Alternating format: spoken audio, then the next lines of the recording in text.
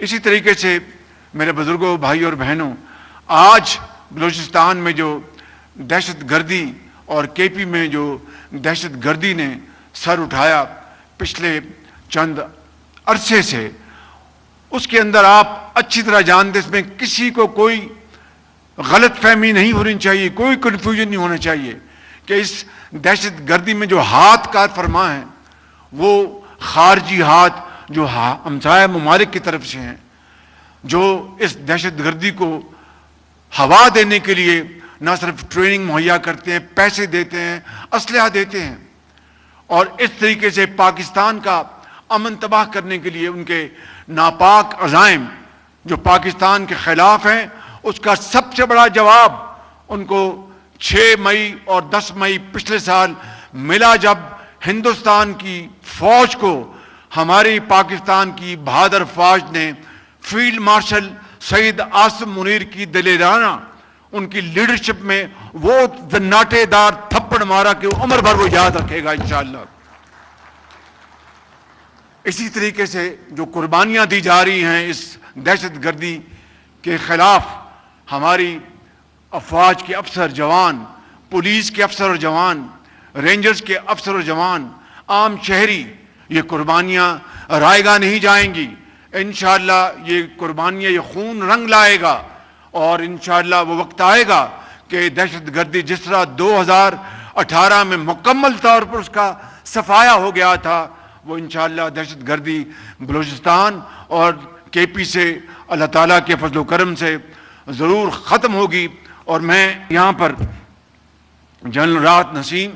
और उनकी पूरी टीम को मैं मुबारकबाद देना चाहता हूँ कि आप जिस दलेरी से और प्रोफेशनल अप्रोच के साथ इन दहशत गर्दों का आप मुकाबला कर रहे हैं, उनकी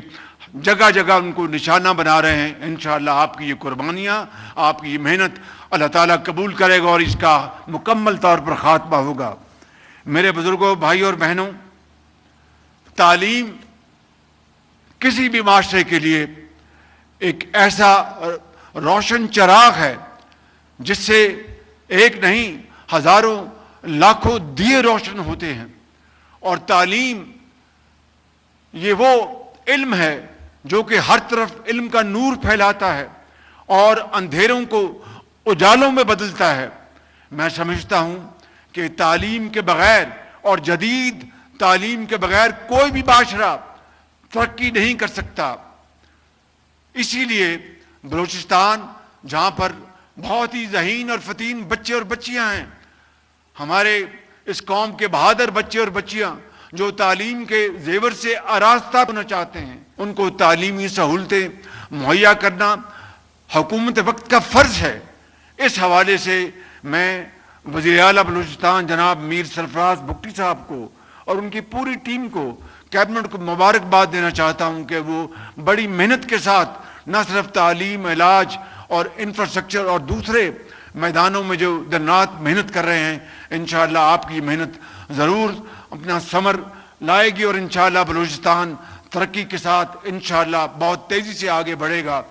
मेरे बुजुर्गों, भाई और बहनों, दानिश स्कूल जो हमने बनाए पंजाब में, आप यकीन करें कि वहाँ पर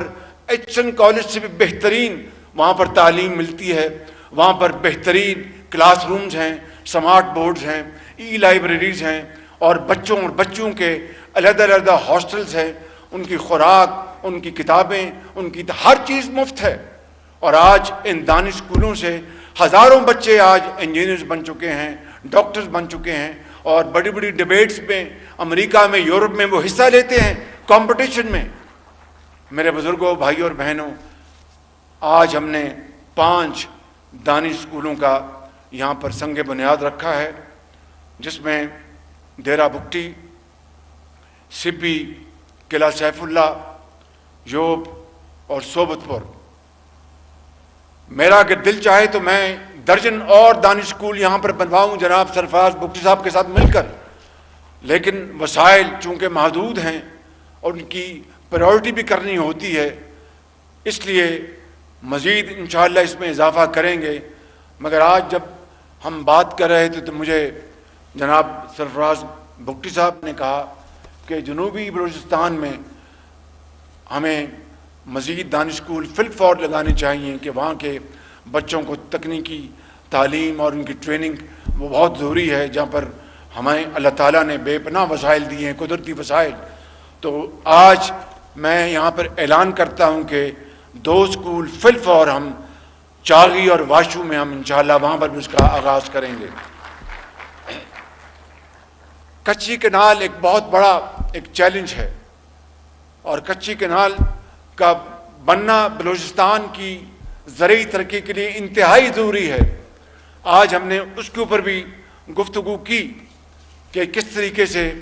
اس کو ہم وسائل مہیا کریں۔ 40 ارب روپے فل فور چاہیے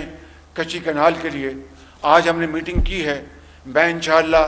اسلام آباد جا کر اس کے اوپر ہم مزید مشاورت کریں گے۔ ہم نے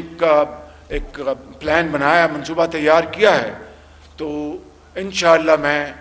آپ سے وعدہ کرتا ہوں کہ کچی کینال کے اوپر ہم اگلے 4 ہفتوں میں ٹھوس فیصلہ کر کے بلوچستان کے عوام کو ان کو یہ تحفہ دیں گے، تاکہ کچی کینال کا یہاں پر مکمل ہونا بننا انتہائی ضروری ہے۔ میرے عظیم بزرگوں، بھائی اور بہنوں، لیپ ٹاپس کی اسکیم پچھلے سال بھی ہم نے 1 لاکھ لیپ ٹاپ ذہین قابل بچوں کو میرٹ پر دیے تھے۔ اس سال بھی یہ اسکیم 1 لاکھ لیپ ٹاپ اور وہ جاری اور ساری ہے اسکیم۔ اور بلوچستان کا حصہ میں نے پہلے بھی بتایا تھا آپ کو کہ جب میں پنجاب میں تھا اس وقت بھی 4 صوبوں کا ہم حصہ رکھتے تھے، اور اس وقت بھی بلوچستان کا حصہ باقی صوبوں سے زیادہ ہوتا تھا۔ اور جب ہم وفاق میں اللہ تعالیٰ نے ہمیں موقع دیا ہے تو بلوچستان کا حصہ اسی طریقے سے لیپ ٹاپس ہوں، تعلیمی وظائف ہوں، پنجاب ایجوکیشن انڈاؤمنٹ فنڈ جو آج پاکستان ایجوکیشن انڈاؤمنٹ فنڈ بن چکا ہے، وظائف ہوں، یہ لیپ ٹاپس ہوں۔ بلوچستان کا حصہ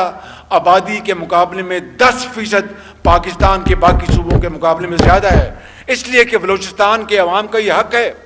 یہ آپ کے اوپر کوئی احسان نہیں ہے بالکل کہ آپ کے بچے اعلیٰ تعلیم لیپ ٹاپس کے ہاتھ میں ہوں۔